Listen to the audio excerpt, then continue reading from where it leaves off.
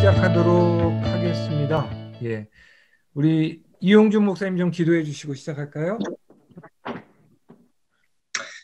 하나님 아버지 감사합니다. 저희들이 오늘 또 이렇게 귀한 시간을 함께 할 수 있게 허락해 주시면 감사합니다. 오늘 함께 성경의 땅에 대해서 배우면서 성경의 땅 속에 숨겨진 하나님의 깊은 뜻과 또 성경 지리 속에 숨겨진 말씀의 비밀을 함께 탐구하는 시간입니다. 이 시간을 주여 축복하셔서 우리가 성경의 땅을 조금 더 깊이 이해하고 그 땅을 통해서 하나님이 역사하시는 그 모든 역사 속에 하나님의 섭리와 또 구원의 은혜를 함께 상고해 보고자 합니다. 그 말씀을 더 깊이 이해할 수 있는 좋은 바탕이 마련되게 하시고 또 우리 이 시간을 통하여 참으로 함께 성도의 교제를 나누는 기쁨도 아울러 누릴 수 있도록 허락하여 주옵소서. 우리 지도하시는 우리 한 목사님 영육간에 강건하게 붙들어 주시어서 그 모든 입술에 기름을 부어주시고 말씀들이 참으로 우리 가슴 속에 새겨지고 또 오늘 배우는 내용들이 참으로 말씀을 보는데 깊이를 더해줄 수 있도록 주여 축복하여 주옵소서. 이후에 모든 시간을 주님께서 주관하여 주실 줄 믿사오며 감사하고 예수 그리스도 이름으로 기도드립니다. 아멘. 아멘. 예, 반갑습니다. 이제 올해 이제 7, 8월은 좀 우리가 이제 한더위 때는 좀 쉴 거니까 전반기 마지막 두 번의 모임이 되겠는데요. 이제 성경 질이 이게 좀 그 중요하면서도 이게 사실 뭐라고 할까요? 좀 관심의 편차가 굉장히 좀 클 수 있는 내용입니다. 왜냐하면 이게 어떤 사람들은 지도 같은 거 보면 되게 좋아하고 이렇게 흥미로워하는 사람이 있는가 하면 어떤 사람 막 지도만 보면 머리가 아프고 이렇게 그런 분도 있을 수 있어서 이게 굉장히 그 뭐라고 그럴까 어떤 레벨 맞추기가 굉장히 어려운 강의인데요. 그 우리가 예를 들어서 신구약 성경 공의 특히 구약 성경 같은 경우 왜냐면 강에 대한 이름이 나오면 뭐 파란색으로 형광펜으로 칠하고 평야에 대한 이름은 뭐 초록색으로 칠하고 산에 대한 이름이 나오면 뭐 무슨 푸른색으로 칠하고 뭐 땅에 어떤 지명이 나오면 고동색으로 한번 칠한다고 생각해 보십시오. 성경이요. 형광색 펜으로 가득합니다. 특히 구약은 더 그러죠. 그런데 그런 상황에서 거기에 대한 이해가 별로 없는 상태에서 읽으니까 이게 좀 재미가 없고 뭐딴 나라 얘기 같고 이렇게 이해가 잘 안 되고 그런 이제 상황이 많이 펼쳐지죠. 그러나 반대로 우리에 거기에 대한 어느 정도 윤곽과 이런 그 이해를 갖고 보면은 그냥 읽을 때와는 상상하지 못했던 어떤 연계성도 느껴지고 어떤 그 깊이 있는 것이 느껴질 수 있는 묵상될 수 있는 많은 여지가 있습니다. 그래서 성경 지리를 우리가 어느 정도는 이해하는 게 참 중요합니다. 저는 2001년 1월이었던 것 같네요. 2001년 1월에 그 이스라엘에 좀 다녀왔는데요. 이집트 시나이 반도 쪽에서부터 쭉 해서 이제 이스라엘 쪽을 이렇게 쭉 도는 코스를 한번 좀 다녀왔습니다. 아무래도 현지에서 지형 같은 거 실제 보고 땅을 밟아보니까 지금도 눈에 선한 부분들, 이해가 더 잘 되는 부분들이 있는데요. 어, 우리가 이 두 번의 시간에 이거는 자세히 하자고 들면 한이 없죠. 그리고 사실 모든 지리는 땅은 그 땅의 사람들의 역사와 연결되어 있기 때문에 이것이 사실 연결시켜서 생각을 해야 되는데 자세히 하다 보면은 한이 없다 보니까 하여튼 제가 일부러 어느 정도의 왁구를 짜고 우리가 그 정도 상황에서 함께 나눠보도록 하겠습니다. 근데 뭐 이 중에는 상당히 또 그런 쪽에 이미 전 이해가 많이 있으신 분들도 계시고 또 그렇지 않은 분들도 있겠지만 함께 하시는 마음으로 함께 해주시면 좋을 것 같습니다. 제가 성경 지리에 대해서 원래 전 조금 지리 역사 같은 걸 좋아해가지고 옛날부터 좀 많이 보기는 했습니다만 조금 좋은 공부를 했던 게 제가 그 건국대 히브리학과에서 그 좀 공부할 때 그 저 이스라엘에 가면 예루살렘에 예루살렘 대학이라고 있어요. 그 예루살렘 대학은 히브리 대학이 아니고 미국 남침례교 쪽에서 세운 그 대학인데 그 대학의 그 제임스 만슨이라고 그분이 이제 아주 이 성경 지리에 이스라엘 지리에 대해서는 제 1인자죠. 근데 이분은 어떻게 했냐면은 내가 그분 이름이 지금 까먹었는데 영국 출신의 그 의사 있어요. 근데 의사인데 이 양반은 왜 이렇게 시끄럽지? 이스라엘 지리에 빠져가지고 그런 역사에 빠져가지고 자기 직업도 때려치고 이 항공 사진을 계속 그 이제 비행기를 타고 다니면서 경비행기 같은 거 찍으면서 그때는 드론도 없던 시절이니까 그거를 다 지도화시키고 해서 이 제임스 만슨 교수를 엄청 도왔어요. 그래가지고 우리나라에 요즘요 최근에 와서 그런 그 뭐 두란노에서 최근에 그리는 성경이라고 해서도 되게 잘 나왔더라고요. 그 외에도 많은 책들이 나와 있는데 그게 다 보면은 제임스 만슨 교수의 그 자료를 조금 왜냐 그대로 하면 이제 저작권 문제가 생기니까 좀 이렇게 다시 그리고 좀 보완해서 다 내놓은 거예요. 여지 없습니다. 하나같이 보면은. 이제 그런 부분들이 있는데 아무튼 저는 옛날에 그거 쭉 한번 한 학기 동안 내내 공부하면서 굉장히 많은 이해가 생겼어요. 그러니까 단순히 지리가 아니라 지리가 성경의 역사, 성경의 내용에 대한 이해를 아주 깊고 풍성하게 만들어주는 거죠. 그래서 아무튼 뭐 이런 거는 하나의 서론으로 생각하고요. 제가 지금부터 화면을 좀 공유하면서 우리 준비된 대로 한번 나아가 보도록 하겠습니다. 네. 다들 보이시죠? 네. 우선 제가 요새 우리가 신명기 하고 있지 않습니까? 우리 신명기 보면서도 한 가지 예를 하나 들면 뭐 신명기 11장 29절 30절 이 말씀 두 절 속에도 그리심산, 에발산, 또 길갈, 또 모래 상수리 나무, 또 곁에 아라바 지명이 무려 5개나 나오고 있습니다. 이렇게 이거를 갖다가 알면 머릿속에 그려지는 사람은 훨씬 이게 무슨 얘기인지 이해가 잘 되지만 그렇지 않으면 그냥 그야말로 문자로 보이겠죠. 그래서 이제 한번 이런 것들을 우리가 한번 보고자 하는데 뭐 이스라엘이라는 땅이요. 생각해 보면 참 재밌는 땅입니다. 어, 이게 보면 이 이스라엘 옛지면 가나안이죠. 아이고. 요 땅에 그 아브라함이란다. 노아의 세 자녀인 함과 야벳과 셈, 이 세 자녀의 땅에 딱 접점 지역에 있는 땅이 이스라엘이에요. 야벳 쪽 성은 보통 우리가 서양 쪽 사람들, 코카서스 민족의 조상이라고 보고, 함족은 흑인 쪽 사람들의 조상이라고 보고, 셈족은 동양계 사람들의 조상이라고 보지 않습니까? 그런데 아시아, 유럽, 아프리카의 접점에 있다. 사실상 신대륙이 발견되기 전에 주요 세 대륙, 세계의 접점 중심지에 있는 땅이 이 팔레스타인 이스라엘 땅이라고 할 수 있는 특수성을 갖고 있죠. 지중해 연안의 지도를 이렇게 보시면요.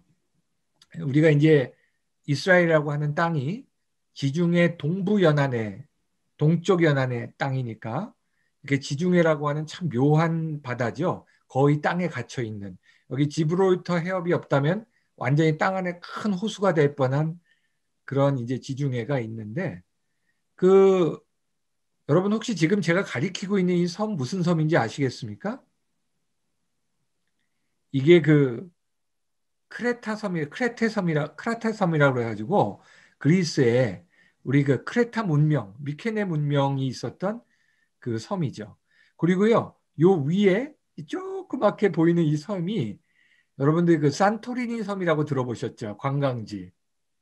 실제로 가보면 별거 없다는데 이 땅이 그 포카리 스웨트 그 선전하는 그 하얀색 건물들 있는 고섬입니다. 제가 이거를 가르쳐 드리는 이유는 조금 이따가 이제 얘기하면서 얘기를 할 텐데 그쪽으로부터 이렇게 동쪽으로 가면 해안 쪽으로 북쪽에 레바논, 남쪽에 이스라엘이 있습니다. 이렇게 이제 지리적인 큰 위치를 한번 생각해 보시고요. 현대의 이스라엘을 한번 우리가 생각해 보실 필요가 있죠. 이스라엘이 1948년에 건국을 합니다.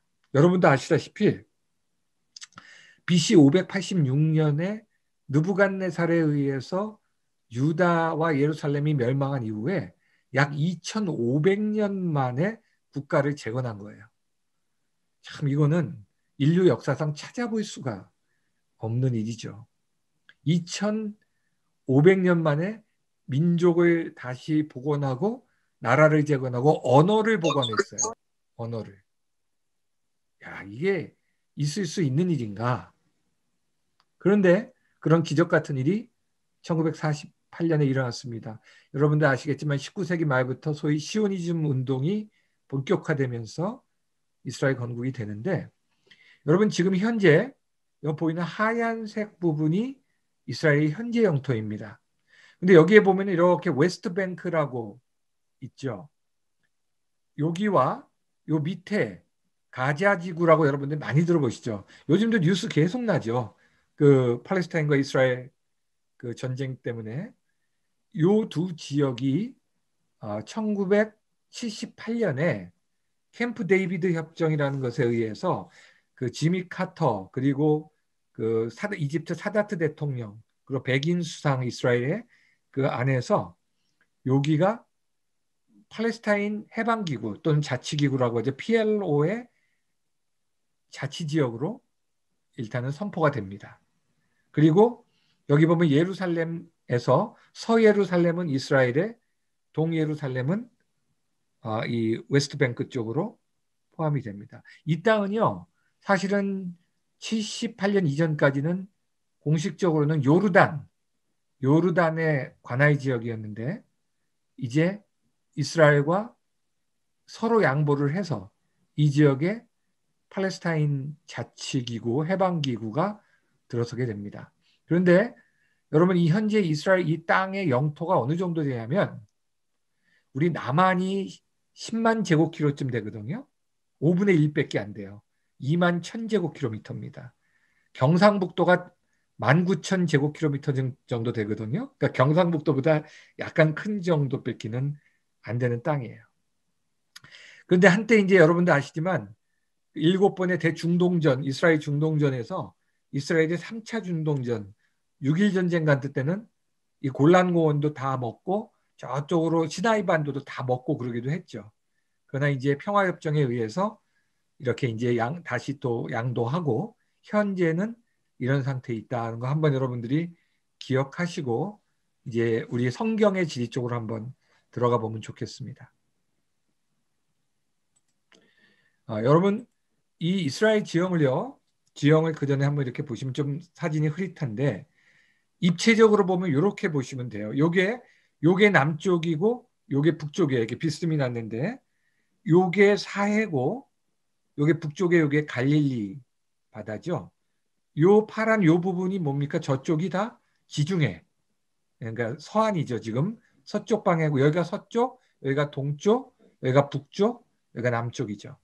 근데 이스라엘 지리는요. 지금 보시는 것처럼 해안 쪽에서부터 점점 구름을 타고 올라와서 한 평균 해발 800m 정도의 고지대가 형성되고 갑자기 사해나 갈릴리 쪽으로는 푹 꺼져 들어갑니다. 푹 꺼져 들어가고요. 그러니까 이게 이제 요단강이 흐르는 쉽게 말하면 계곡이죠. 큰 계곡이죠.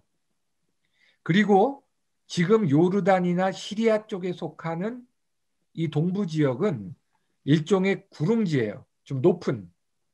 그러니까 그런 걸 뭐 고원지대예요. 그러나 상당히 비옥한 초장의 고원지대이기 때문에 농사도 잘 되고 목양도 잘 되는 사실은 땅이긴 합니다. 그래서 이것을 단면으로 쳐서 이렇게 보았을 때 예를 들어서 우리가 사해 여기서 이렇게 단면으로 쳤다고 본 것이 이제 요 부분입니다. 그러면 이 지중해 해안에서부터 보면 여러분 땅이 이렇게 해서 서서히 서서히 이렇게 구릉지로 올라가다가 해발 800m 정도의 고지대로 했다가 다시 뚝 떨어지면서 사해로 떨어져서 다시 이 길르앗 땅이죠. 성경에서 말하는 길르앗 땅, 이 요단 동편의 이 고원지대로 이렇게 되는 거예요.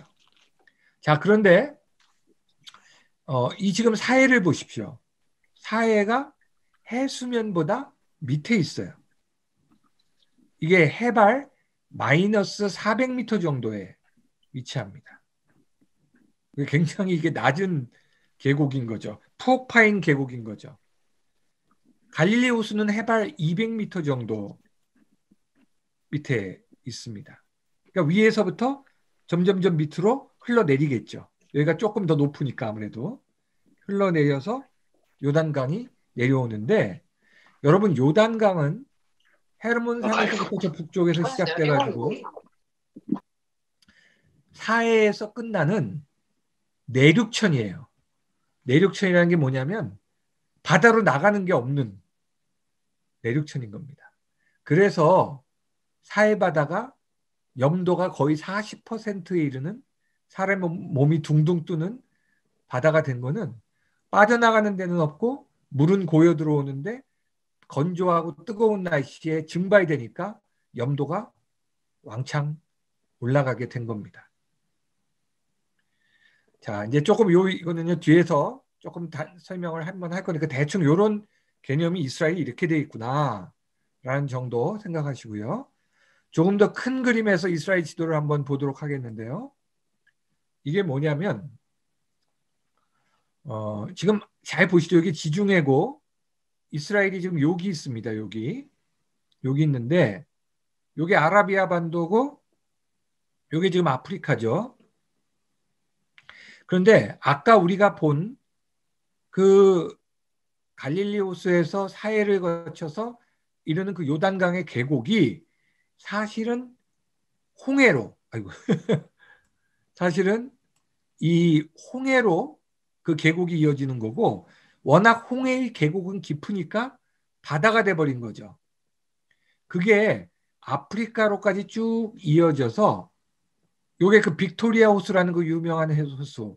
그래서 케냐로, 우간다로, 말라위로 쭉 아프리카로 이어지는 대지구대, 그런 걸 지구대라고 합니다. 영어로 리프트라고 하는데, 그래서 시리아로부터 시작돼서 동아프리카로 흐르는 지구대, 이 지구대에 사실은 이스라엘의 이런 그 끝에 있는 일부다. 이렇게 이제 보시면 됩니다. 여러분 옛날에 그 국토지리 시간에 기억나시는지 모르겠는데, 국토지리 시간에 우리나라 그 추가령 지구대라고 그래서 지금 경기도 북부의 연천에서부터 저 원산까지 쭉 그 지구대가 있습니다.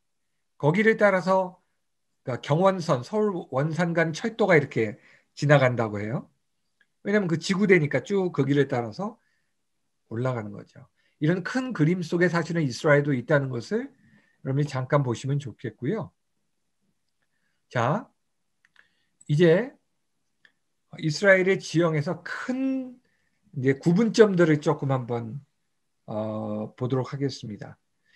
이스라엘은요, 위에 북에서 남으로 좀 긴 형태로 되어 있는데, 아시다시피 북쪽에 갈릴리 호수가 있고 남쪽에 사해가 있으면서 그 사이에 요단강이 흐르죠.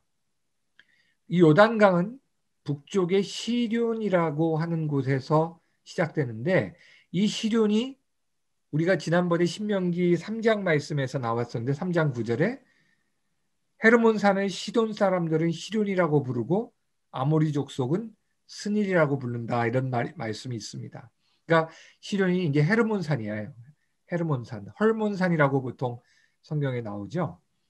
거기서부터 만년설이 녹아서 물이 흘러내려서 갈릴리 호수로 모이고, 그 다음에 그것이 쭉 또 흘러서 사해까지 하는데 내륙천이기 때문에 사해에서 끝납니다. 자, 그런데 이 이스라엘에는 이 요단강이라고 하는 강, 실제로 가보면요, 건기에는 개천 수준이고 우기가 되어도 그냥 작은, 그러니까 좀 물 많은 계곡 같은 그 정도의 느낌밖에 안 돼요. 굉장히 수량이 많지 않은 그런 곳입니다. 그런데 그곳에 이제 약간 유입돼 들어오는 이런 이제 건천들이 있습니다. 그건 뒤에서 얘기하겠는데요. 그런데 그렇게 되어 있고 이제 우리가 이스라엘 지리를 남북으로 크게 세 군데로 나눕니다. 제일 북쪽을 갈릴리, 가운데를 사마리아, 그리고 남쪽이 유다입니다. 그런데 갈릴리와 사마리아 이하를 나누는 지형이 하나 있는데 그게 뭐냐면 이스르엘 골짜기라는 거예요. 이스라엘이 아닙니다. 이스르엘 골짜기라는 골짜기가 있는데 이게 이제 역사서 아합 왕 이야기 뭐 이런 데 보면은 나옵니다. 이 이스라엘 골짜기를 중심으로 해서 요 갈릴리 요 지역이 제일 그나마 이스라엘에서 비옥한 땅이에요. 농사가 좀 제대로 되는 땅입니다. 그런 면에서는 갈릴리가 그래도 비옥한 땅입니다. 북, 북쪽의 갈릴리라고 이렇게 불리지만 그리고 사마리아 땅은 사실은 지형적으로는 유다와 어떻게 보면 한 덩어리로 되어 있는 산지 지역입니다. 그런데 한 덩어리로 되어 있지만 특별히 구분점은 없어요. 그런데 역사적, 문화적 구분점이 커졌죠. 여러분 아시죠? 왜 사마리아 지역이 나중에 유대인들이 막 사마리아 사람들을 멸시하고 서로 적대시하고 했는지 역사적 배경을 좀 아실 겁니다. 그러니까 뭐 이 정도로 우리가 일단 생각하고 이스라엘은요 해안을 길게 끼고 있음에도 불구하고 여러분 이렇게 보시면 해안이 밋밋해가지고 특별히 항구가 발달하지를 못했어요. 그러니까 이스라엘이 여러분 그 두로와 시돈이라는 거 성경에 많이 나오죠. 두로와 시돈. 그 두로와 시돈은 북쪽에 지금 레바논 지역이에요. 그 정도만 항구가 있지 별로 항구가 없어요. 조금 이 지역에 요바라고 해가지고 사도행전에 나오는 가이사랴 그 지역 조금 항구가 있을 뿐이지 로마가 건설했죠. 항구가 없어요. 그 이유 중에 하나는요. 실제로 이 해안평야 지역은 모래 언덕들로 구성되어 있답니다. 쿠카르라고 하는 모래 언덕들로 구성되어 있기 때문에 항구가 발달하기가 어려운 지역들이에요.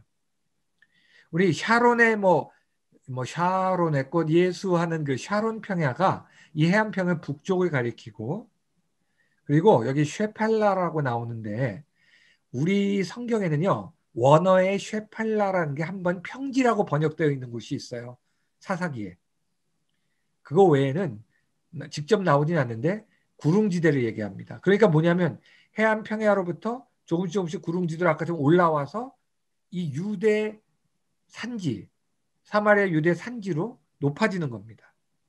그러다가 사해 쪽으로 내려가는 이 유대 내려가는 이 여기에 광야가 있는데 이게 유대 광야예요. 여러분 유대 광야에서 갑자기 출현한 사람이 누구였죠? 예수님 때? 세례 요한이죠. 세례 요한. 근데요, 여러분 이 유대 광야라고 하는 곳이 제가 사진을 한번 보여드릴게요. 이렇게 진짜 척박하고 완전 산지 광야거든요. 여기서 사람 못 삽니다.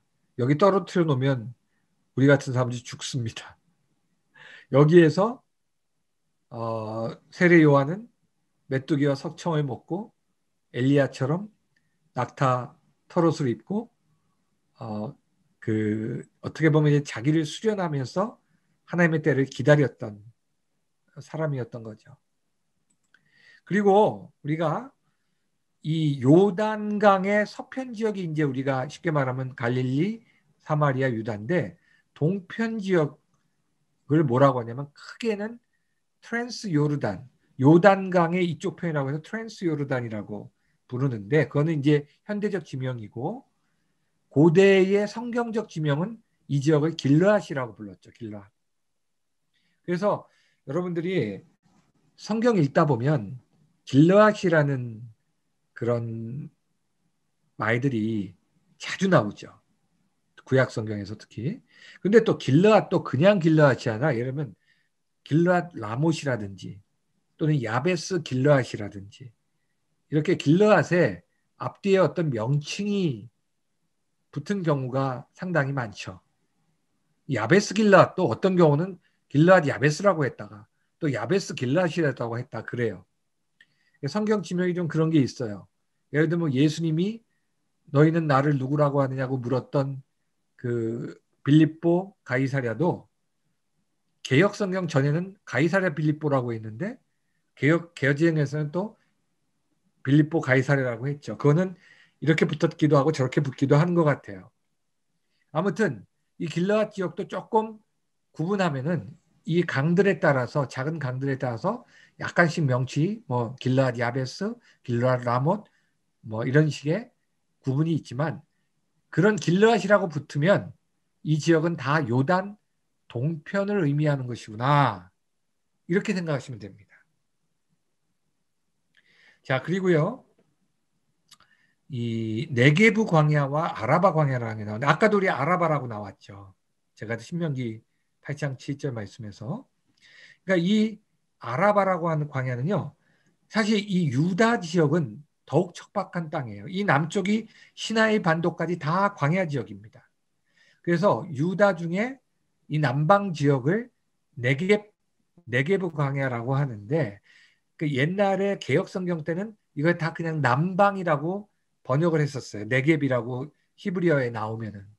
그런데 이번 개역 개정에서는 그래도 네겝이라고 표현을 했어요. 광야 지역이구나. 유다 남방의 광야 지역이구나 이렇게 생각하시면 됩니다. 이 아라바 광야는 그 중에서도 사해 남부 지역, 사해 남부 지역의 그 사막 지역, 광야 지역을 아라바 광야다.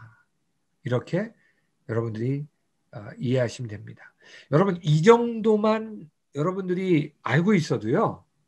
좀 나요. 훨씬.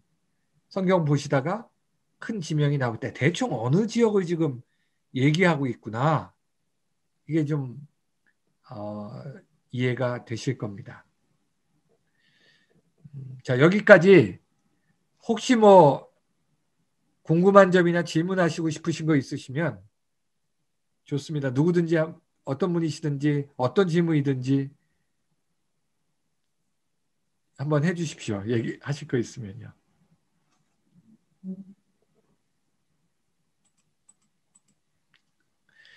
어떻게 이해하는데 어려움은 없으시죠? 우리 정대용 집사님 어떠세요? 그 저기 음소거 제거하시고 말씀하셔야겠는데요. 예, 혹시 들린가요? 예, 잘 들립니다. 아, 네. 처음에 들어왔을 때 소리가 하나도 안 들려가지고요. 이쪽이 아, 이제 계속 와이파이가 대단해서 이쪽에 지금도 아, 상태가 좀 안 좋습니다. 네. 지금 제가 얘기하는 것에 대해서 어떻게 네네. 마지막 부분은 좀 들으셨습니까? 예. 예. 어떻게 좀 생소하십니까? 아니면은 어떤 뭐 머릿속에서 좀 연결점들이 생기십니까? 말씀 보면서 이제 예. 내용상은 대략 이제 알겠는데 지도로 이렇게 오늘 저는 본 거나 이렇게 든 것은 사실 처음이고요. 아, 예. 이제 조금 이제 이해는 약간 왔습니다. 네. 그래서 제가 좀 더 봐야 될 것 같습니다. 네. 제가 이 내용을 다 카톡방에 올릴 거니까요. 예, 네네. PPT 올릴 테니까 나중에 한번 참조해 보십시오. 네, 비교해서. 자, 감사합니다. 예. 그 다음에 한번 제가 여기 보면 이제 신명기 8장 7절 말씀도 한번 제가 이제 보는데요. 자, 이 말씀도 보세요. 네 하나님 여호와께서 너를 아름다운 땅에 이르게 하시나니 그것은 골짜기 히브리어로 아니야, 이거 비크아라고 꺼야 돼, 하고 꺼야 돼. 또는 산지 하르 산을 히브리어로 하르라고 해요. 시내 또는 강을 나하르라고 합니다. 그리고 분천, 샘. 그러니까 저는 이제 이런 거를 보면서 좀 궁금해지는 거죠. 아니, 뭘 분천이라고 하고 또 샘은 뭐고 시내는 뭐고 뭘까? 히브리어로 각각 다른데 예. 이런 것들도 조금씩 여러분들이 이제 지리를 알고 하면은 도움이 되시는데 나중에 조금 요거는 얘기하도록 하겠습니다. 그래서 먼저 이스라엘의 산과 강을 한번 우리가 강산을 알아야 지리를 아는 거니까 강산을 한번 주요한 강산을 한번 살펴보도록 하겠습니다. 여기 보시는 것처럼 이스라엘이 아까 말한 대로 헤르몬산에서 시작된 요단강이 사이로까지 흘러가는데 크게요. 요 세 가지, 네 가지를 좀 알아두실 필요가 있습니다. 갈릴리 호수에서 조금 내려와서 야르묵강이라는 강이 하나 있고, 그 다음에 야복강이 있습니다. 여러분 야복강은 기억이 나시죠? 누구죠? 관련된 인물이?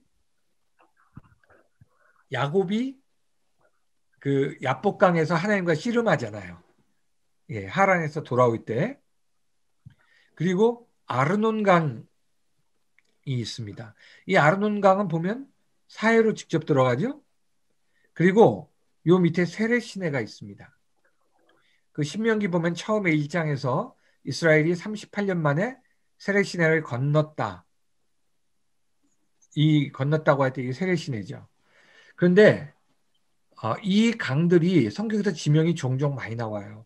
제가 찾아보니까 아르논강은 23회 나오고 야복강은 7번 나오고 야르묵강은 안 나오더라고요.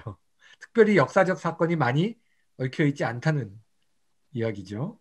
그런데 이 강들은요, 제가 전에도 한번 말씀드린 적이 있는데 아랍어로는 와디라고 불러요. 현지인들은 와디라고 부르는데 와디가 뭐냐면 건기에는 말라버려서 그냥 계곡만 남는 곳을 얘기하는 거예요. 워낙 경사가 높기도 하고 작은 계곡이라 수량이 적으니까 강수량이 적으니까 건기에는 다 말라서 그냥 계곡으로 남아있다. 우기가 되면 개천이 흐르는 그런 강들입니다. 요단강은 그래도 말라버리지 않죠. 그래도 크기가 있어서. 이거는 그런 와디들이에요.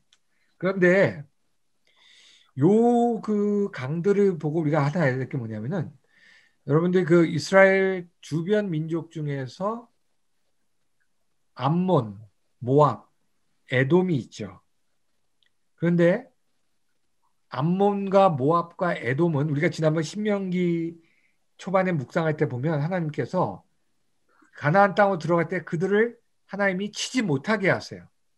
멸절시키지 못하게 하세요. 왜 그러셨죠? 사실은 이들은요, 이스라엘 반개의 반개 족속들이에요. 그러면 에돔은 누구의 후손이죠? 에서의 자손이잖아요. 에서. 예. 그러니까 야곱의 형 에서의 자손이죠. 그러니까 반개지만 그래도 하나님 백성의 반개 자손들이에요. 그리고 모압과 암몬은 여러분 아시다시피 롯이 자기 딸들에게서 낳은 자손들이죠. 그러니까 롯도 어쨌든 아브라함의 반개라는 거죠. 그래서 하나님께서 그들은 멸절시키지는 않게 하셨어요. 그런데 여러분 그 암몬과 모압, 에돔의 위치가 어떠냐면 암몬은 이 야복강과 아르논강 사이에 여기에 위치하고 있었고 모압은 아르논강과 세렛시내 사이에 있었고 에돔은 세렛시내 밑에 이 세일산 에돔 얘기할 때 꼭 세일산 얘기가 나오거든요. 이 세일산 주변 여기에 거하는 거예요.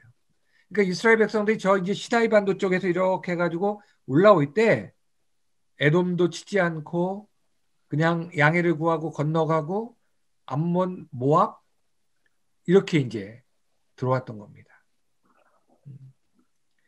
그 다음에 아까 우리가 처음 읽었던 말씀에서 보면은 에발산과 그리심산이라는 그러니까 그리심산에서는 축복을 선포하고 에발산에서는 저주를 선포하라. 이렇게 하면 너희가 하나님의 복을 영원히 받고 이렇게 하면 너희가 망할 것이다 하는 것을 선포하라고 하셨는데 요 산들이 어디에 있냐면 사마리아의 중심지인 세겜에 있어요. 그래서 여러분 제가 사진을 보여드릴게요. 사진이 좀 흐릿한데 여기 영어로 쉐켐이라고 되어 있죠. 요 세겜 지역에 마운트 에발, 마운트 그리심. 그러니까 지금 세겜이라는 도시 양쪽에 그리심산이 있고 에발산이 있는 거예요. 그러니까 너희는 여기서는 제사장들 쭉 7지파의 제사장이 서서 여섯 지파의 제사장이 서서 축복을 선포하고 이쪽에는 6지파의 제사장이 서서 저주를 선포하라고 하나님이 하신 거예요. 그런데 왜 세겜에서 선포하셨는가? 세겜은요, 여러분, 예루살렘이 여기쯤 있어요. 예루살렘이 이스라엘의 중심지로 등극한 건 다윗 때에 가서예요. 한참 뒤에요. 아브라함 때보다는, 그러니까 야곱이나 아브라함 때보다는 한 8, 900년 후예요. 그 전에는 아브라함이 갈대아 우르에서 이쪽으로 건너올 때나 야곱이 저쪽 하란에 갔다가 다시 세겜 돌아올 때 그들의 중심 지역이 됐던 곳이 사실은 세겜이에요. 그래서 이 세겜이 굉장히 중요한 의미가 있는 지역이고 나중에 사마리아 북이스라엘의 수도가 되고 중심지가 되는 거죠. 그러니까 우리가 에발산 그리심산이 어디쯤 있나 여러분들이 좀 아실 필요가 있습니다. 그리고 이 해안 쪽으로 들어가는 작은 시내 수준이죠, 다. 왜냐하면 여기 큰 강이 있을 수가 없어요, 지형적으로. 기손강. 요거 여러분들 좀 들어보셨나 싶은데 여기 갈멜산하고 연관 지어서 갈멜산을 여러분 많이 들어보셨죠? 왜 유명합니까, 갈멜산이? 엘리야가 여기서 850인 이방 바알과 아세라 선지자들과 싸워서 이겼죠. 요게 갈멜산이 여기에 있어요. 여러분들 이스라엘 지도는요. 해안이 너무나 평평한데 여기서 한번 조금 이 굴곡진 지역이 하나 있습니다. 여기 튀어나온. 여기가 딱 여러분 이스라엘 지도 보시면 여기 갈멜산, 저기 갈멜산 이렇게 생각하시면 됩니다. 그런데 이 갈멜산에서 엘리야가 850인의 바알과 아세라 선지자들을 죽인 다음에 어디서 죽이냐면 그들을 끌고 와서 이 기손강에서 죽입니다. 이 기손강. 그런데 이 기손강 때문에 아까 제가 앞에서 말한 이스라엘 평원이 그나마 좀 펼쳐지는 거예요. 저는 이 갈멜산 정상에 올라가서 이 기손강 쪽을 내려다 보았거든요. 이렇게 사행천처럼 구불구불 흐르던데 거기에 좀 비옥한 평야가 어느 정도 펼쳐져 있는 게 눈에 들어오더라고요. 그리고 뭐 가나 시내도 지명이 좀 나오고 소렉도 나오고 이 소렉은요. 왜 삼손을 유혹했던 들릴라가 소렉 골짜기에서 살았다고 돼 있어요. 그리고 이 그랄하면 여러분 기억나는 게 이삭이 그랄의 거함으로 축복을 받았다. 또 부솔시내 그 다윗이 그 블레셋 사람들을 쫓아갈 때 끝까지 쫓아갔던 그 시내가 부솔시내. 왜냐하면 이 지역이 블레셋 지역이잖아요. 지금으로 말하면 현대 가자지구가 여기 지역이죠. 여기 지금 세겜을 포함해서 이쪽은요. 아까 말한 웨스트뱅크 쪽에 포함되어 있어요. 그래서 제가 이스라엘 갔을 때도 이쪽 지역을 쉽게 못 들어갔어요. 아랍 지역에 지금은 속해 있기 때문에 좀 위험해서. 근데 여러분 이제 한 가지 재밌는 게 좀 뭐냐면은 이 블레셋 지역 아브라함 당시에도 블레셋이라는 명칭이 이미 나오는데 이 블레셋 사람들은 도대체 어디서 온 사람들이냐? 어디서 온 사람들이냐? 이 사람들은요. 이 원래 가나안의 토착민들이 아니에요. 이 사람들은요. 제가 아까 지중해 지도를 보여드리면서 요 크레타 섬 BC 15세기, 14세기에 미케네 문명이라고 하는 유명한 문명을 만들었죠. 이 사람들이 무슨 이유인지는 모르지만 화산 활동이나 이런 것 때문이라고 추측하기도 하고 하는데 이 해양 민족들 그리스의 에게해의 해양 민족들이 BC 14세기부터 12세기 사이에 막 이 해안 지역으로 다 흩어졌어요. 그런데 이 지역이 일찍 문명을 이루고 철기 문명을 가졌던 사람들이어서 굉장히 강력한 해양 민족이 돼가지고 막 그 곳곳을 정복해서 그래서 그리스 문명도요. 우리가 아는 그리스 문명도 미케네 문명의 영향을 받아서 그 후에 생긴 거예요. 그런데 그 중에 일부는 이렇게 동쪽 해안으로 와서 아까 말한 가자지구, 블레셋 지역에 와서 정착을 함으로써 나름 강력한 도시국가를 이루었어요. 여러분 이 그리스 하면은 아테네, 스파르타, 뭐 코린트 이런 식 고린도 이런 식의 그 도시국가들이 발달한 것처럼 그 사람들 역시 일로 와서 도시국가를 이루어서 성경에 나오는 대표적인 무슨 아스돗, 아스글론, 가드, 가사 이런 명칭들이 다 블레셋 사람들이 만든 도시국가의 이름들입니다. 그거를 조금 여러분들이 이해하실 필요가 있어요. 블레셋이란 어떤 민족인가. 그래서 사실은 조금 성경학에서 성경 역사에서 조금 난점 중에 하나가 블레셋 사람들이 이스라엘 지역에 정착한 것은 BC 13세기에서 12세기 정도라고 추측하는 역사적인 이제 일반적인 추론인데 아브라함은 BC 한 20세기 정도 가나안 땅으로 왔는데 그때 어떻게 블레셋 사람들이 그 땅에 있느냐 뭐 이런 거 가지고 이제 성경학자들은 뭐 싸우기도 하고 그렇게 합니다. 그럼 뭐 예. 자, 다시 일로 들어가서 여러분 다시 한번 크게 보겠습니다. 헤르몬산에서 시원한 요단강이 이 갈릴리 호수를 거쳐서 사해까지 들어갑니다. 동쪽에서는 야르묵강, 야복강, 아르논강, 세레시네가 유입해 들어오고 서쪽 해안으로는 지중해로는 기손, 가나, 소렉, 그랄, 부솔 시내 같은 것이 흘러 들어갑니다. 그런데 산으로 보면 세겜의 중심으로 에발산과 그리심산이 있고 북쪽으로 차를 타고 쭉 올라가다 보면 길보아산이라는 게 있어요. 이 산이라는 게 참 높은 산은 아니에요. 그렇게. 그런데 이 길보아산 하면 여러분 생각나는 역사가 있지 않습니까? 사울 왕과 그의 아들 요나단이 최후를 맞이했죠. 또 북쪽으로 차를 타고 올라가면 다볼산이 보여요. 이게 도로를 타고 하면 동쪽으로 이렇게 쫙 보이는데 이 다볼산은 사사기에서 보면은 사사 드보라와 바락이 이 다볼산에서 하솔이 여기 있거든요. 하솔왕 야빈의 군대와 싸워서 이긴 곳이죠. 또 어떤 사람들은 추정인데 이 다볼산이 예수님이 세 제자와 함께 올라가서 변화되었던 그 변화산이 이 다볼산이다. 그렇게 말하기도 합니다. 여러분들 다볼산, 북쪽에서부터 길보아산, 그리고 갈멜산, 에발산, 그리심산, 그리고 이 느보산 하면 좀 생각나시죠?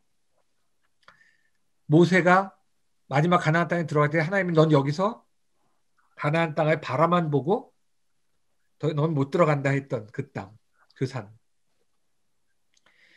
에돔 족속의 근거지인 세일산.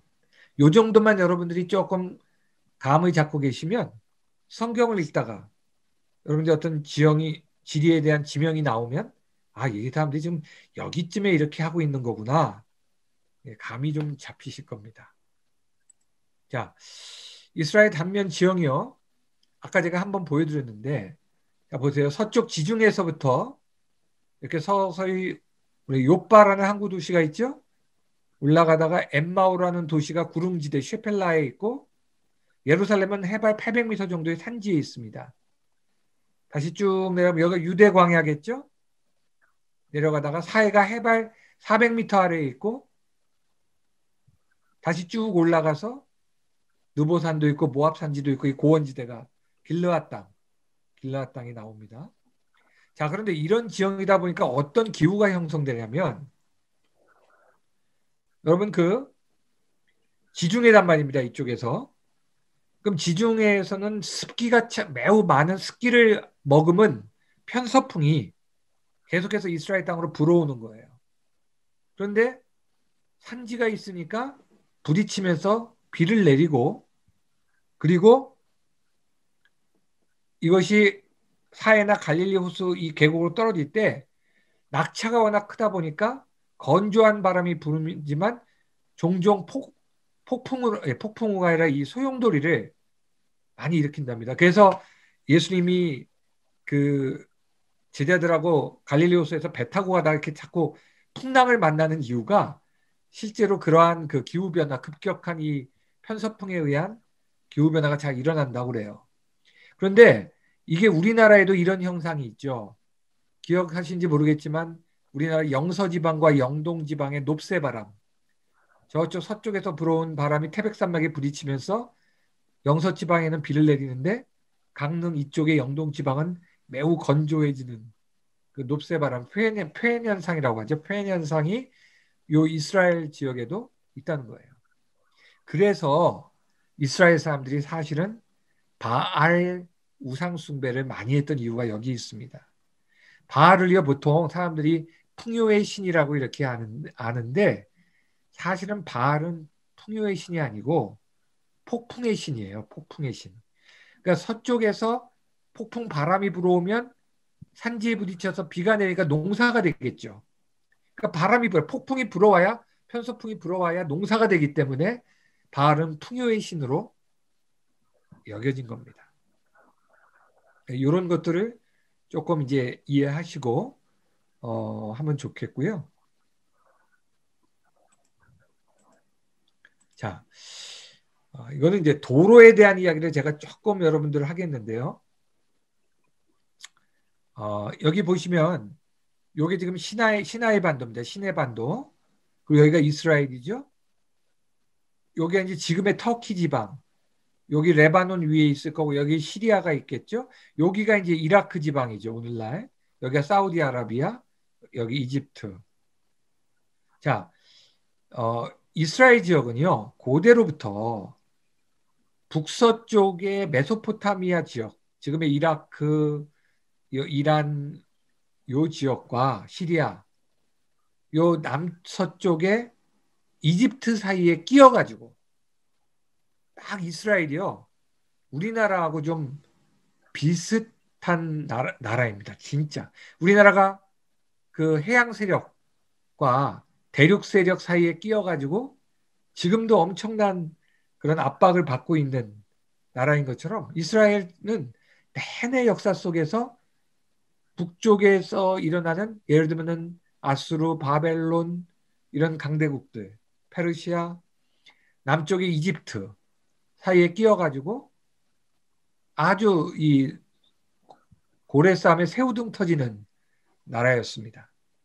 왜 그러냐면 이집트가 강성해지면 이 사람들이 꼭 이쪽으로 원정을 와요. 왜냐하면 이스라엘 지역이 교통의 요충지거든요. 원하든 원치 않던 이 두 지역을 잇는 교통의 요충지가 되다 보니까 패권을 잡으려고 하는 세력이 이 국제 해안도로를 장악하려고 합니다. 왠지 아세요? 이 해안, 옛날에 고대로부터 페니키아라든지 이 지역이 엄청난 무역을 했기 때문에 이 지역을 잡으면 부의 패권을 잡거든요. 그래서 이 국제 해안도로가 발달했고 또 하나는 아까 말한 산지 지역 동쪽으로 왕의 대로, 킹스 하이웨이라고 보통 부르는데요. 왕의 대로가 그러니까 이집트에서 에일랏 항구 쪽으로 해가지고 올라가서 이 메소포타미아 지역으로 가는 큰 두 개의 도로가 고대로부터 있었어요. 그래서 이스라엘은 한마디로 이 두 지역 사이에 끼어서 굉장히 그 고생이 많았고 이스라엘이 이 두 지역 사이에 있으면서 유일하게 패권을 잡고 한번 왕노릇 해봤던 때가 다윗 솔로몬 때 있던 겁니다. 다윗 솔로몬 때 마치 우리나라가 지금 만약에 강성해져서 미국, 일본, 중국, 소련, 러시아 사이에서 어떤 뭐랄까 그들을 오히려 조종하는 지렛대 역할을 하면서 패권을 잡을 수 있다면은 다윗 솔로몬 때의 영화를 한번 우리가 생각해 볼 수 있는 거겠죠. 근데 이제 이스라엘 사람들이 옛날에 출애굽할 때 왜 이 국제 해안도로를 따라서 밤은 금방 갈 텐데 그렇지 않고 이렇게 막 남쪽으로 돌아서 막 헤맸나? 뒤에 얘기하겠지만 이제 이 지역은 중요도로기 때문에 이집트 군대의 주둔지가 계속 깔려 있죠. 그러니까 이쪽으로 가면 그들은 이제 살지를 못하는 거예요. 그러니까 이제 하나님께서 돌아가게 하신 건데 또 훈련의 목적도 물론 있으셨고요. 이 왕의 대로 옛날에 예수님 때 사마리아 여인 때 왜 예수님이 사마리아 여인에게 직접 가셨나? 사실은 사람들은 다 사마리아 사람들이 싫어가지고 그 땅도 안 밟겠다고 하면서 이 왕의 대로를 거쳐서 북쪽 갈릴리로 갔어요. 근데 예수님은 굳이 사마리아 여인을 만나기 위해 북쪽 갈릴리로 가셨던 것이죠. 여기까지 그렇게 어려운 내용들은 아니라고 저는 생각하고요. 예, 여러분들이 어느 정도 이제 이스라엘이 땅이 이런 땅이구나. 그런 좀 개관은 조금 형성이 되셨을 것 같습니다. 이걸 녹화를 했으니까요. 나중에 필요하신 분은 한번 보시면서 제가 드린 PPT 자료와 계속 비교해 보신다면 그 금방 이 정도는 여러분들의 머릿속에 저는 각인될 수 있을 거라고 믿습니다. 자, 그런데요. 아까도 얘기했듯이 이스라엘 역사와 그 주변국들의 역사는 떨어질래야 떨어질 수가 없죠. 우리나라 역사가 미국이나 일본, 중국 뭐 이런 나라들의 역사와 떨어질 수가 없는 것처럼요. 그런데 아까도 얘기했듯이 항상 이스라엘 역사는 북동쪽의 메소포타미아 지역. 이 메소포타미아라고 하는 말은요. 이 포타모스라는 말이 헬라어로 강이라는 뜻이에요. 메소스는 영어로 치면 인터, 그 사이라는 뜻이에요. 그러니까 강 사이의 땅이라는 뜻이거든요. 지도에서 보시면 여러분들 여기가 이스라엘 지역이고 이렇게 북쪽으로 왔을 때 저기 지금의 쿠르드족들이 많이 거주하는 터키 북쪽 이 코카서스 산맥 그쪽에서부터 아라라산 노아의 시대에 나오는 아라라산부터 쭉 흘러내려오는 이 두 강, 유프라테스 강과 티그리스 강, 지금의 이라크 지역을 흐르고 있는 강이죠. 이 두 강이 나중에 이 남쪽에 와서 합쳐집니다. 그래서 유프라테스 강과 티그리스 강 사이의 땅이다. 그래서 여기를 메소포타미아라고 옛부터 이야기를 한 겁니다. 자, 그런데 메소포타미아 문명하면 여러분들 세계 4대 문명 중에 하나고 사실은 4대 문명 중에서도 가장 오래된 문명이라고 일반적으로 학자들이 이야기하지요.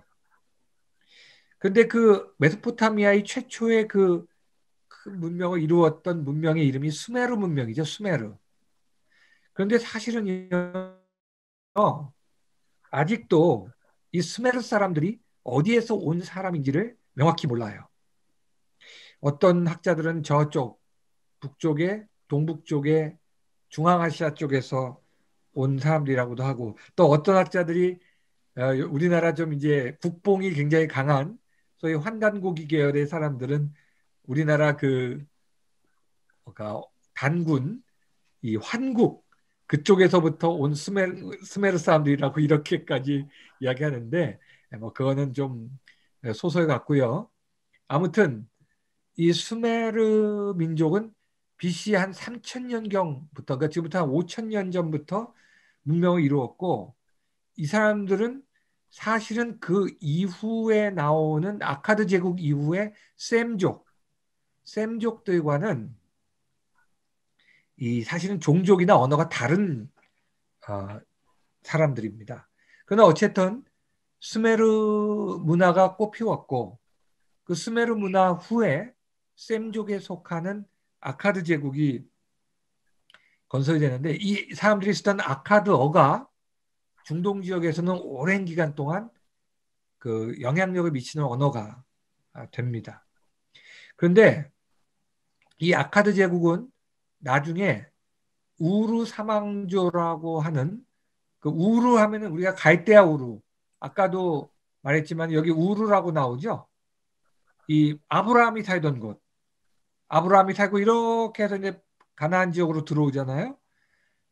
이 우루 지역의 그 문명의 이름인데 나라의 이름인데 여기에도 이제 여러 민족이 있다가 제3왕조 사실은 이제 이 사람들은 조금 더 동쪽에서 온 사람들이라고 보는데 이 사람들에 의해서 이제 나라가 됐는데 이 우루 사망조 지대가 사실은 역사적으로 보면 아브라함이 이 지역에 살았을 즈음의 나라예요.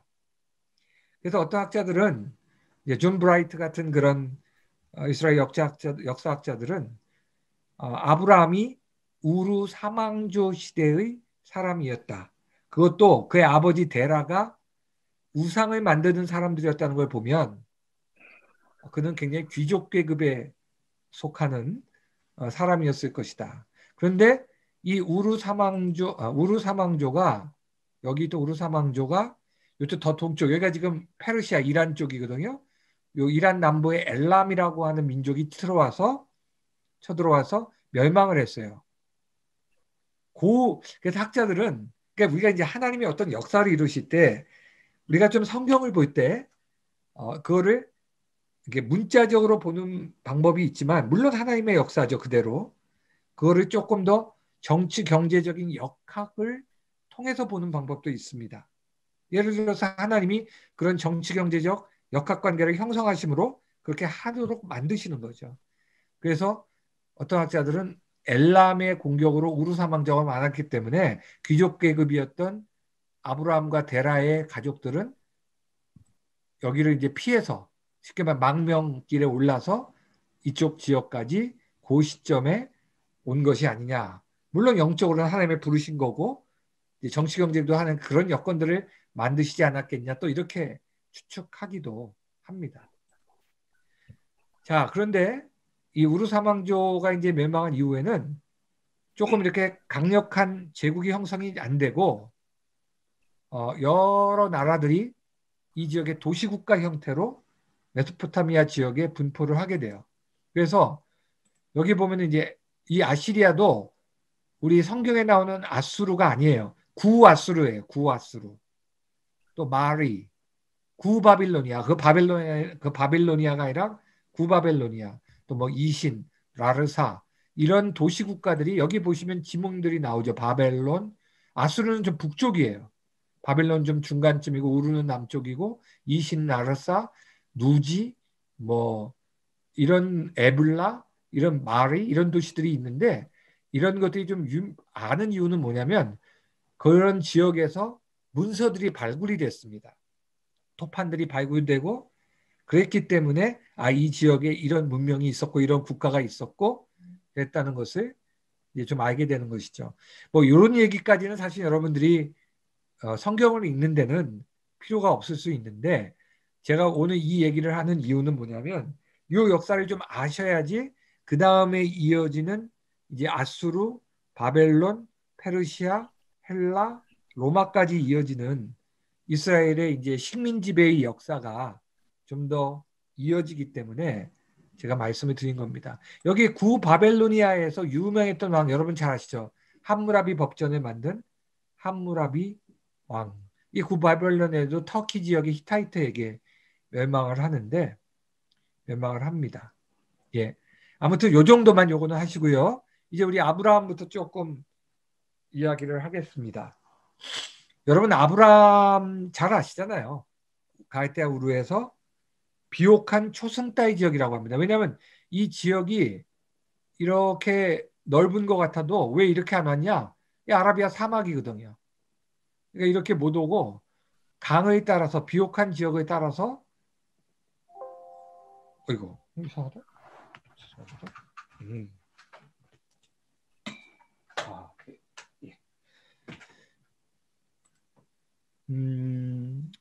비옥한 지역을 따라서 이렇게 왔는데 여기 하란이라고 보이시죠? 하란.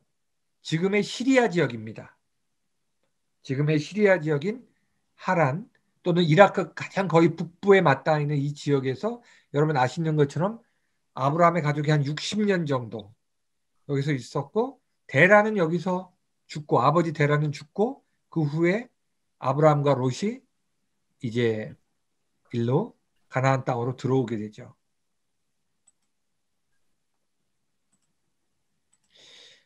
그래서 이제 아브라함의 그 일생을 하나님에 따라간 일생을 우리가 지도로 표시해 보면 지도를 우리가 좀 알면 아브라함이 이렇게 돌아다니며 이렇게 살았구나라고 알 수가 있는 겁니다. 그러니까 아까 보면 저 북쪽에서부터 이렇게 와서 처음에 아브라함이 도착했던 땅이 세겜이었어요. 세겜. 아까 제가 세겜에 있는 두 유명한 산 이야기했죠. 그리심산과 에바일산. 이 세겜 지역은요. 아브라함 이후로도 또 야곱가 때도 계속 중요한 지역이 됩니다.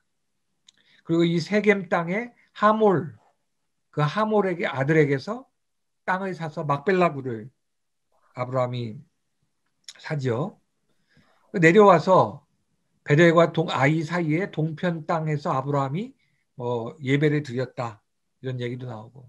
그 밑에 보면 살렘이라고 나오죠. 이 살렘은요.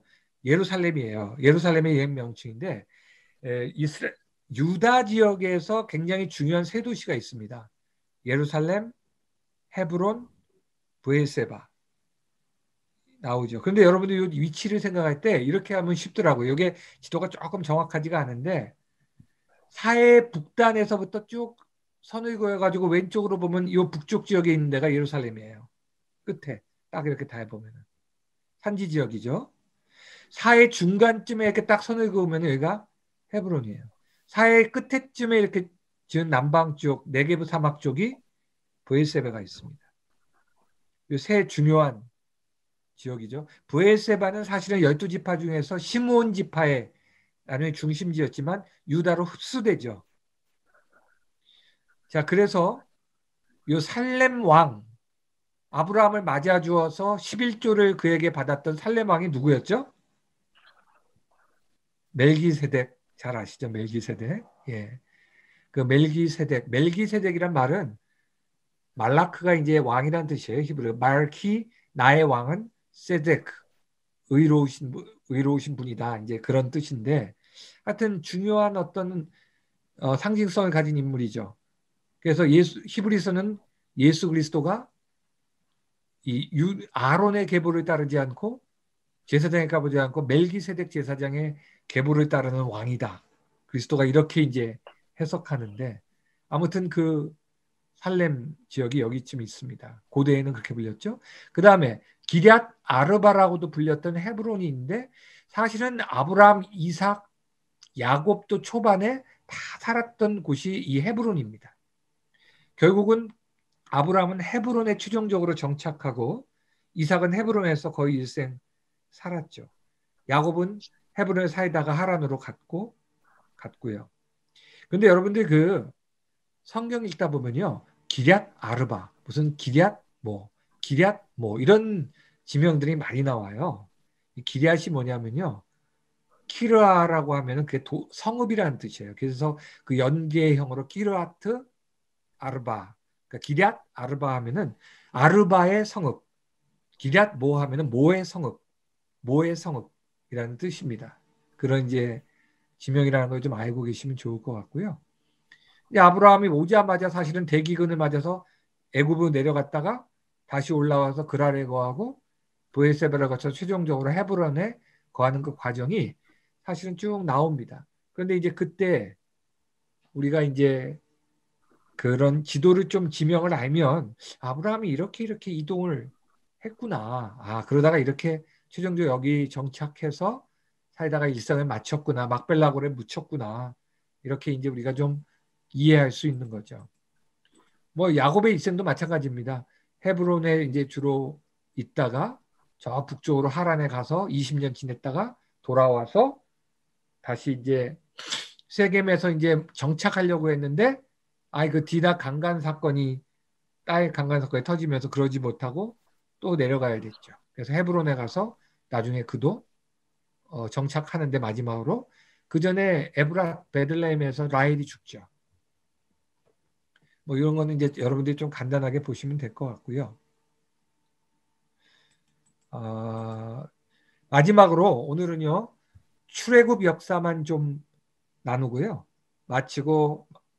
다음 주에는 신약을 좀 잘 이해하실 수 있도록 예루살렘을 중심으로 한 그 역사 이야기를 조금 더 나누고자 합니다. 그런데 그 전에 이제 출애굽의 배경에 대해서 이제 조금 정치적 역학 속에서 한번 여러분들 생각해 볼 수 있는데, 예, 여러분 그 전에 잠깐만 이거 볼게요. 아까 우리 메소포타미아 역사도 봤으니까 좀 뭐 골치 아프게 생각하지 마시고 어려운 내용 아닙니다. 메소포타미아 역사가 BC 3000년경부터 시작됐다면 거의 비슷한 시기에 이집트에서도 문명의 역사가 시작되는데 이것도 연대에 대해서는 학자들마다 조금씩 차이가 나기 때문에 그거는 뭐 어쩔 수가 없습니다. 근데 우리가 어느 정도 이렇게 하나의 견해를 취해서 보면 BC 2980년에 메네스라고 하는 왕에 의해서 상부 이집트와 하부 이집트가 통일됩니다. 상부 이집트란 지금 이집트로 치면 나일강 더 상류 쪽인 에티오피아, 수단 이쪽 지역의 이집트였고요. 하부 이집트는 지금의 이집트죠. 거기가 이제 통일이 되고 나서 BC 332년에 알렉산더에 의해서 정복되기까지 총 30왕조로 이집트 역사를 구분을 해요. 굉장히 긴 역사죠. 한 2700년 정도의 역사를. 근데 그 중에 구왕조, 중왕조, 신왕조로 나눕니다. 그런데 구왕조는 3에서 8왕조예요. 그럼 1, 2왕조는 어디 갔냐? 이거 중국 역사하고 비슷합니다. 중국 역사도 하은주 시대 이렇게 해서 쭉 내려가잖아요. 근데 그 전에 요순 시대라고 하는 그 좀 전설의 시대가 있죠. 이집트 왕조도 1, 2조 왕조 때는 전설의 시대로 봐요. 그래서 이제 주로 3왕조부터 9왕조로 치는데 요 시기에 주로 피라미드가 다 만들어집니다. 그러니까 피라미드는 이집트 역사의 초기 때 거의 다 만들어요. 그러니까 이때 사실은 국력이 엄청났었다는 얘기죠. 그걸 그렇게 만들었다는 얘기는. 그러다가요. 제1과도기가 한 번 있고 중왕조를 12에서 14왕조 때를 보는데 제2과도기가 언제냐면은 15왕조, 16왕조 때에 힉소스라고 하는 셈계 민족이 이집트를 통치해요. 여러분 그 이집트는 함족이에요. 함족. 셈, 야벳 중에 함인데 셈계에 속하는 힉소스라고 하는 민족이 동쪽에서부터 와가지고 이집트를 통치하게 됩니다. 중국 역사에 비유하면 이렇게 보시면 되죠. 만주족이 또는 몽골족이 중국 본토를 점령하고 원나라를 세웠다든지 아니면 청나라를 세운 것과 같은 이제 경우가 된 거죠. 그런데 이 힉소스가요, 이제 나중에 신왕조가 되면서 17 아모시스라고 하는 그 왕이 들어서면서 이 셈족 정권을 이제 몰아내고 다시 함족의 그 이집트 왕조가 세워지는데 이때 어떻게 됐을까?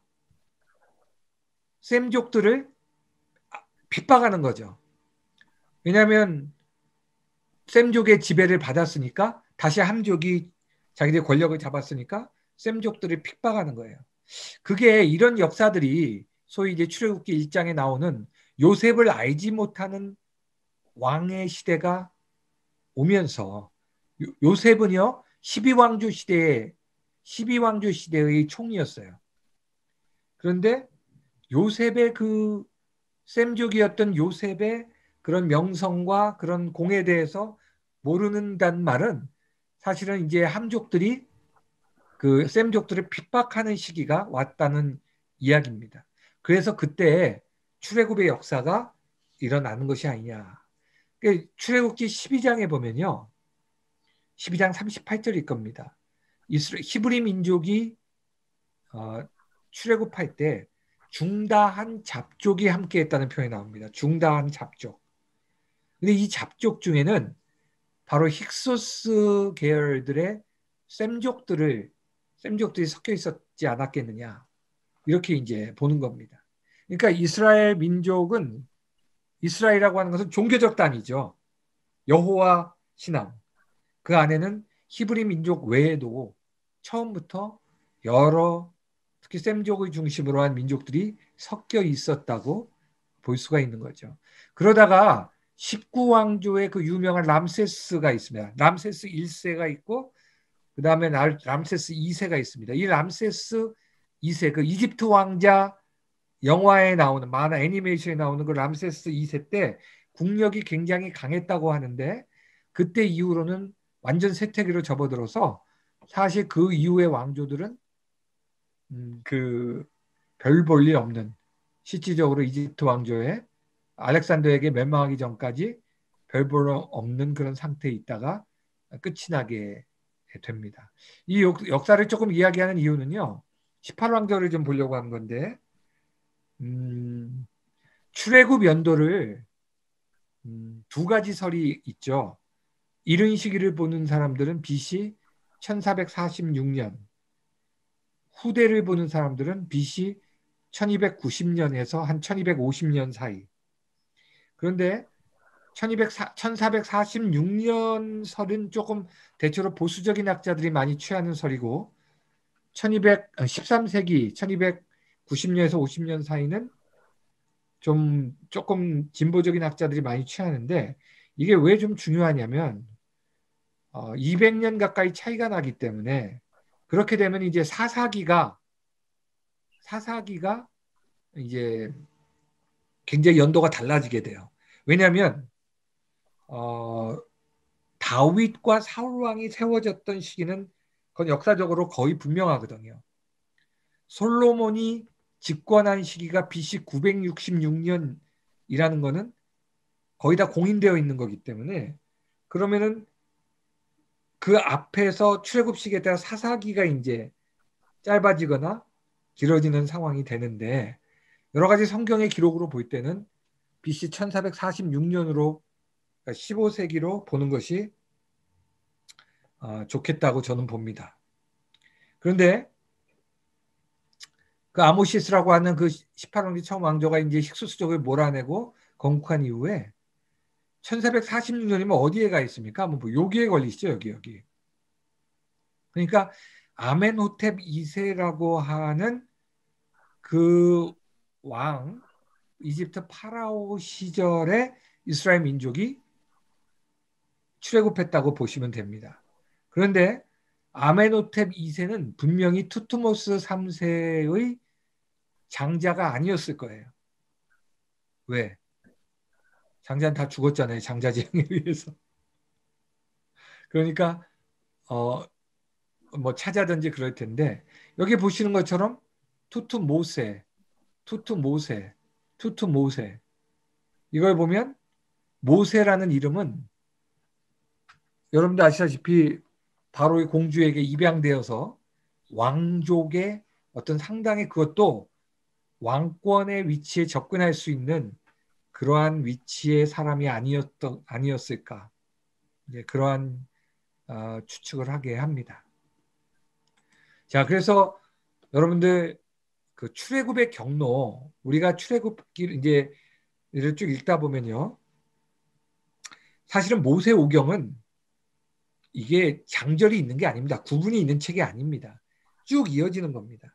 나중에 그거를 5개의 두루마리로, 너는 양이 너무 많아서 한꺼번에 기록할 수가 없으니까 5개의 항아리에다 각각 두루마리를 해서 넣었을 때 맨 앞자를 따가지고 그 이제 이름을 붙인 건데, 라암셋에서 출애굽기 12장에서 이제 여러분 아시다시피 6월절 그 출발을 하죠. 1월 14일 날.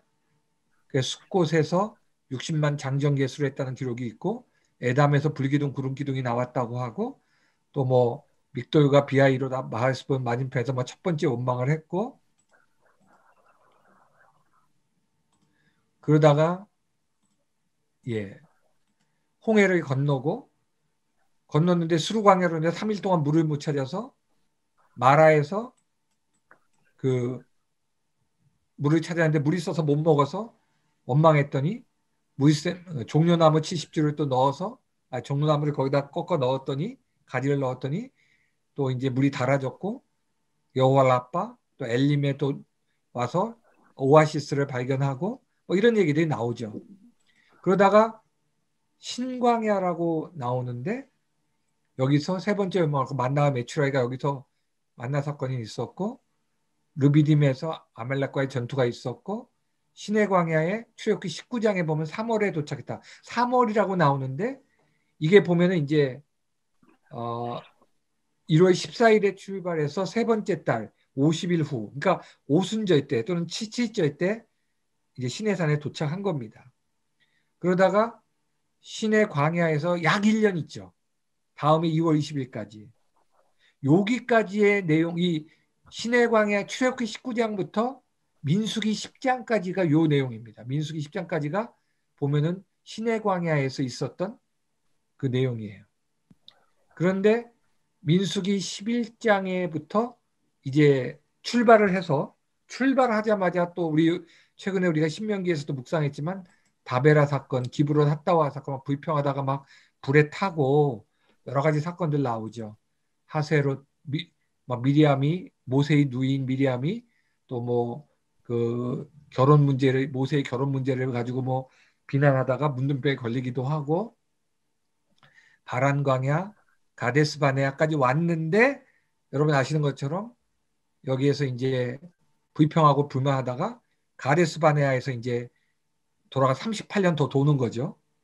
어떻게 돌아가는지 모르죠, 솔직히. 그냥 막 도이다가 이제 다시 나중에 돌아와서 신명기 마지막은 모압 평지에서 이제 있는 것으로 이제 이 공로가 있는데 자, 이것에 대한 이제 우리가 지도를 좀 보면 여기 보시는 것처럼 여기 온이라는 게 여러분 기억나시는지 모르겠어요. 그 요셉의 부인 온 제사장 보디베라의 딸이라고 되어 있죠. 그 온이라고 하는 게 지명인데 어쨌든 이 람셋 그리고 숫꽃 고센 땅이 여기 있었죠. 이스라엘 백성들이 출발해서 어떻게 출애굽을 하냐는 게 논란이 참 많죠. 근데 왜 갈대 바다를 건넜다고 그래요? 갈대 바다가 뭐냐? 갈대 바다.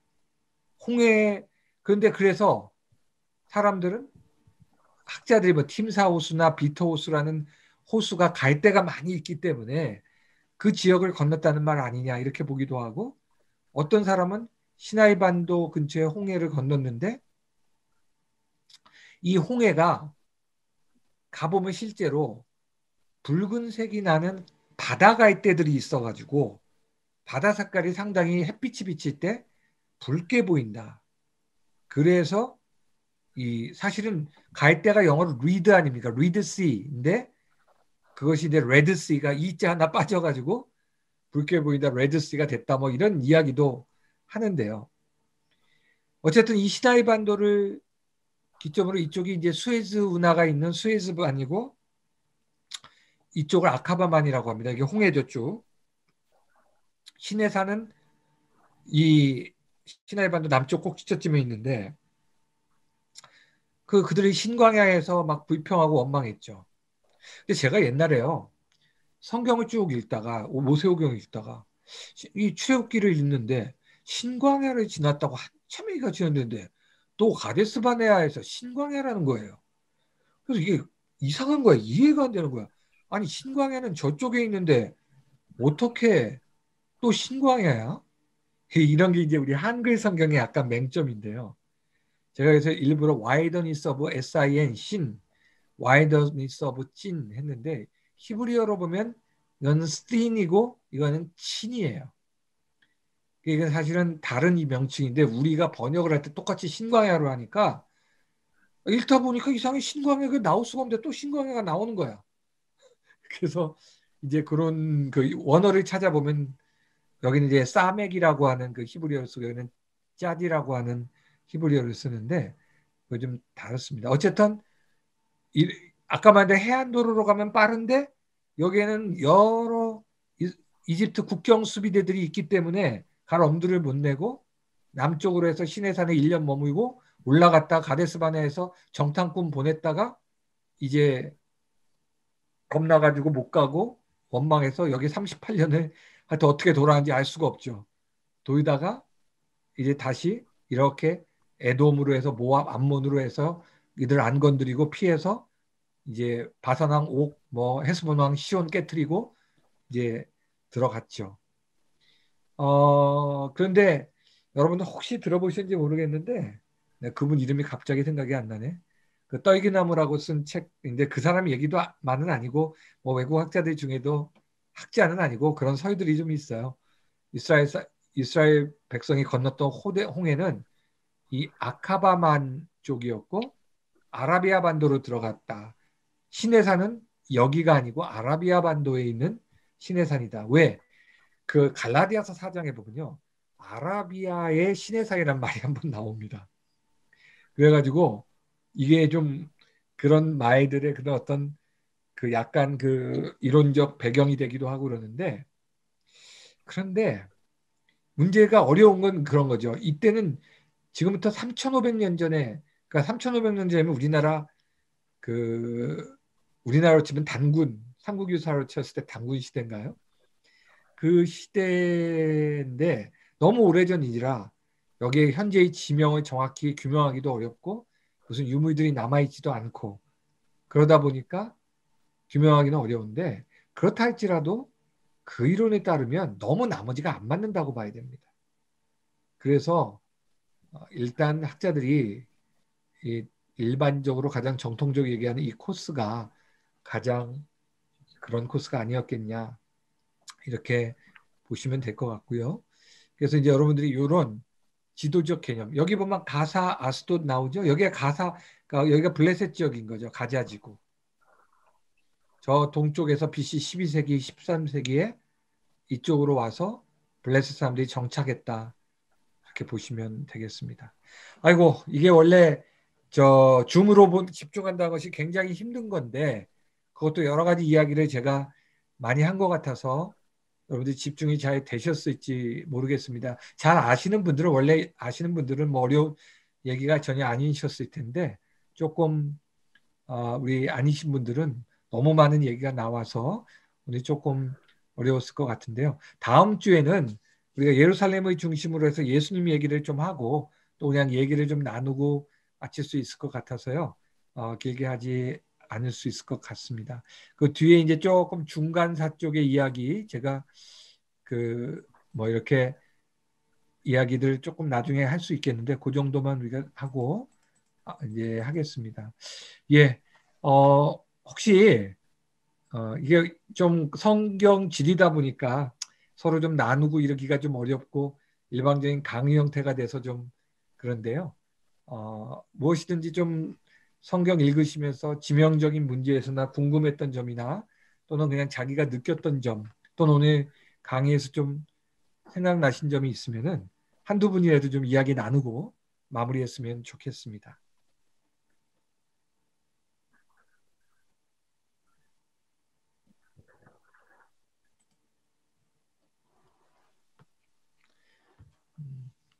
한기수 집사님,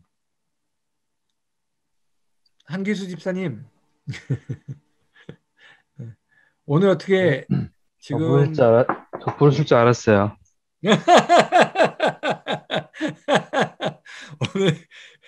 오늘 이야기한 거 좀 어떻게 지금 자기 한번 얘기 좀 해주십시오. 음, 내용이 이 지명에 네, 지명이 이제 일단 귀에 익숙치 않아서 물론 뭐 성경 말씀 읽다가 많이 나왔던 얘기들이긴 하지만 음, 서울, 대전, 대구, 부산 얘기하면은 감이 팍 오는데 어, 뭐 헤브론, 뭐 살렘 좀 이렇게 얘기하다 보니까 이제 감이 조금씩 2, 3초 늦게 오잖아요. 네, 그러다 보니까 좀 속도가 따라가는 속도가 제가 좀 늦었던 것 같아요. 최 목사님한테는 쉬운 것 같았고. 하여튼 그랬고 좋았어요. 좋았고 그 오늘 하고 다음 주 두 주간에 걸쳐서 목사님께서 하신다고 하셔서 저 책을 찾았었어요. 예전에 목사님께서 사보라서 한번 보라고 했던 책인데 아, 보이시나요? 네네네, 보입니다. 네, 이 책이에요. 이 책은 내용이 길게 있는 게 아니고 되게 얇은 책이고 음, 뭐 이렇게 지도, 음, 뭐 지역 설명 음, 있는데 이게 시대별로 이렇게 나와 있어 참 좋았어요. 보기도 좋았고 그때 당시에 좀 공부도 한다고 줄도 긋고 막 했었었는데 이제 또 시간이 지나다 보니까 또 잊혀지고 음, 또 다시 목사님께서 오늘 또 다음 주에 이렇게 또 집어준다 하시니까 음, 어, 뭐 다음 예, 주에도 좀 기대하고 보도록 하겠습니다. 우리 주기순 엄마들한테도 예. 얘기했는데 또 다른 분들도 박은경 집사님하고 또 김정민 집사님 또 들어오셨네요. 음, 예. 어, 잠시만요. 뭐라고? 네. 예. 그리고 줄기선 엄마들이 바빠서 못 들어오니까 녹화해달라고 부탁했다는데, 네, 그래서 녹화해 기록을 주시면 하셨네요. 네네. 네. 네, 고맙습니다, 감사하고요. 목사님. 이상입니다. 네. 우리 저 박은경 집사님, 박은경 집사님, 네, 얼굴이, 안녕하세요. 네. 왜 얼굴이 안 보이세요? 네, 아까 처음에 들어왔을 때, 처음부터 들어오긴 했는데, 운전 네. 중이어가지고, 아, 비디오를 제 거는 끄고 계속 듣고 있었는데, 음, 최근에 저는 그 구약을, 음, 신명기까지, 지금 예언서까지 다 읽었는데, 오늘 성서 지도 이거 해주시니까 음. 너무 도움이 된 것 같아요. 어, 어, 연, 한 번 연결이 더 잘, 성경, 네, 음. 연결이 좀 한 번, 되세요? 음, 네네. 네, 네. 조금 졸리긴 했는데, 죄송합니다. 참고, 아니, 그, 그니까 워낙 뭐, 이렇게 지명이 많이 나오니까 사실 그럴 네, 수 있는데, 예, 그걸 참고 들을 정도로 좀 유익한 시간이어서 너무 감사합니다. 예, 감사합니다. 저 네, 앞이라고 또 감사합니다. 하시는 얘기 같고, 네, 감사합니다. 우리 송은진 사모님, 네, 목사님. 조금, 아니, 뭐 제가 저 목사라고 그렇게 얘기하지 마시고요.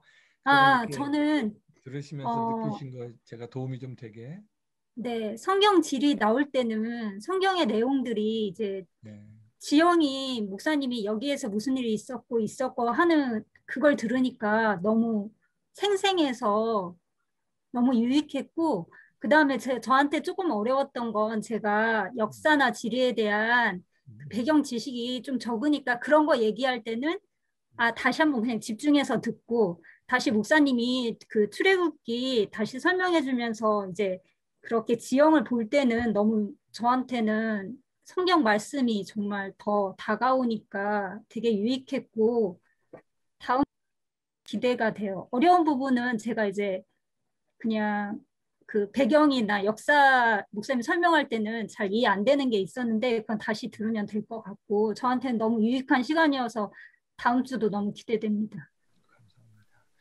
음. 메소포타미아나 이집트 역사 같은 경우는 뭐 그렇게까지 우리가 알지 않아도 되는데요. 문제는 그 이집트 또는 메소포타미아 왕들이 나오는 예를 들면 느부갓네살, 알기로는 바벨론이지만 느부갓네살이나 무슨 그 왕들이 다 이스라엘 역사하고 계속 엮인단 말이죠. 계속 엮여요. 그래서 그 사람들은 어느 시대에 왜 이거를 이렇게 왔을까 하는 부분들 우리가 조금 생각하시면은 조금 이제 좀 이해를 폭넓게 할 수 있는 측면들이 있습니다. 뭐 또 이번에 좋은 다른 기회가 될 것 같습니다. 네, 감사합니다. 뭐 다른 분 누구라도 한 분 이야기해 주시고 오늘 마무리하면 어떨까요?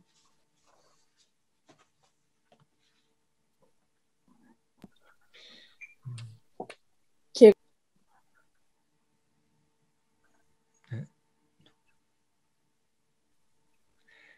예. 우선 이스라엘 지형에 대한 그 개념을 조금 잡으시면은 이게 그 큰 그림을 좀 잡으시면 좋을 것 같아요. 큰 그림을 잡으시면은 굉장히 좋을 것 같습니다. 예.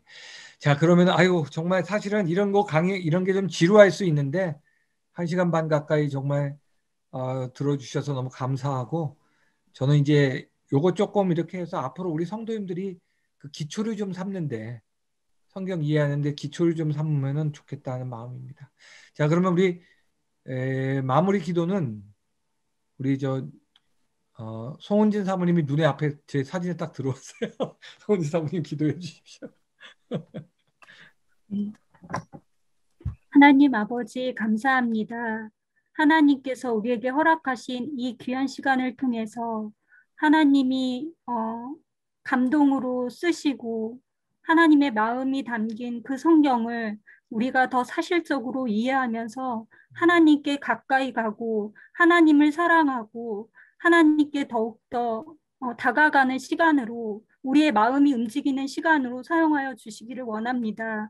강의를 해주시는 한규숙 목사님에게 더욱더 성령 충만함을 허락하여 주셔서 다음 주에 예수님께서 이 땅에 오셔서 걸어가신 그 길을 우리가 따라갈 때 예수님을 더 가까이 만나 뵙고 더 사랑하는 시간이 될 수 있도록 우리가 기도로 준비할 수 있도록 하나님 함께하여 주시기를 원합니다.